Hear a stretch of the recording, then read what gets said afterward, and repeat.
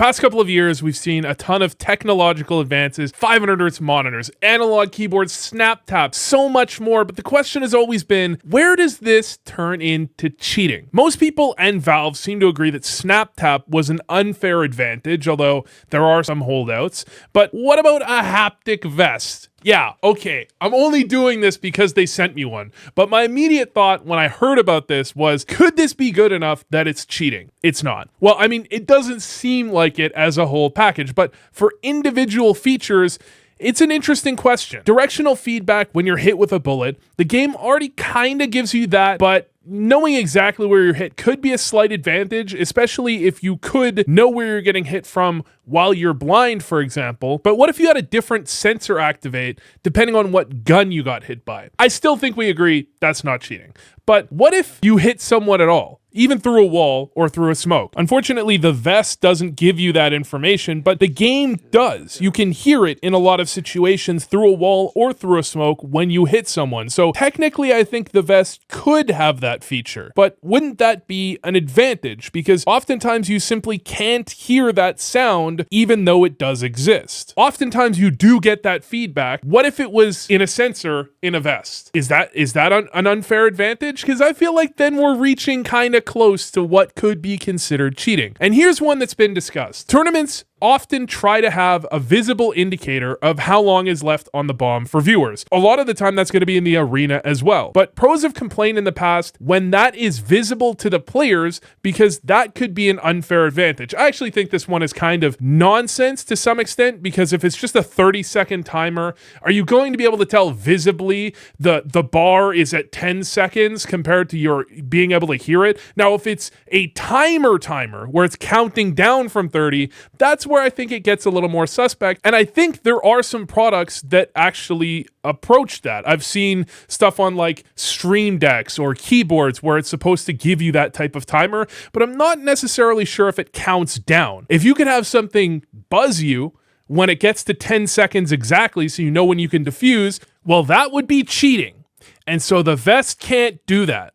Such a shame it doesn't do the dirty cheating for you. You know, in my mind, the cheating begins when you get information that you wouldn't have yourself otherwise. For example, if you got feedback on where you got hit from while you're fully blind, that feels like it's information you're not supposed to have. Problem is, does that really give you much of an advantage? It's information you're clearly not supposed to have. It seems like the vest does give it, but does it matter? Not really. Tactical vest, it feels like it's mostly a fun thing. I think there are games that you could play. Imagine you're playing some VR games. I feel like that's where it's most useful, but it was kind of fun to mess around in CS. For example, in this situation, how would I know I'm on fire if my chest wasn't vibrating?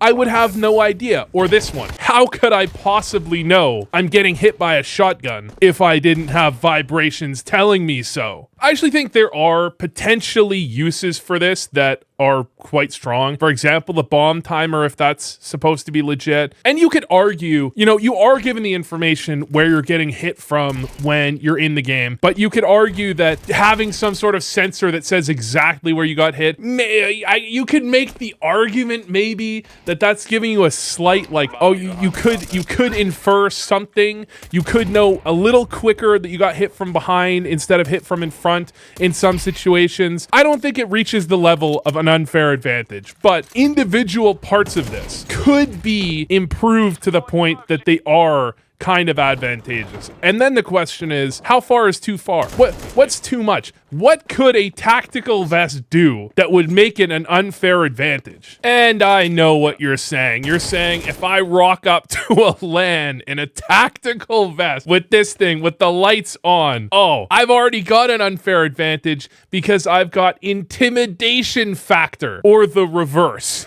okay? But if you think there's an actual feature on this thing that could give you a tactical advantage, I mean, it's an honest question. The reason I took this sponsor is because I actually was kind of wondering, is there something a tactical vest could do that could be seen as an unfair advantage enough, like Snap Tap, that is enough of a bonus that it feels like something you actually really want to get? Is there a feature this thing could have? At the moment, it just seems like a for fun thing. You put it on, you look like Batman for some reason, but you're wearing hockey pants, and then you mess around, and it's kind of cool, but it doesn't really feel like it gives you an unfair advantage. But is it possible? Again, this was sponsored, okay? This was obviously sponsored. And if you think it already gives one, sponsor in the description, go ahead. This thing is actually pretty cool.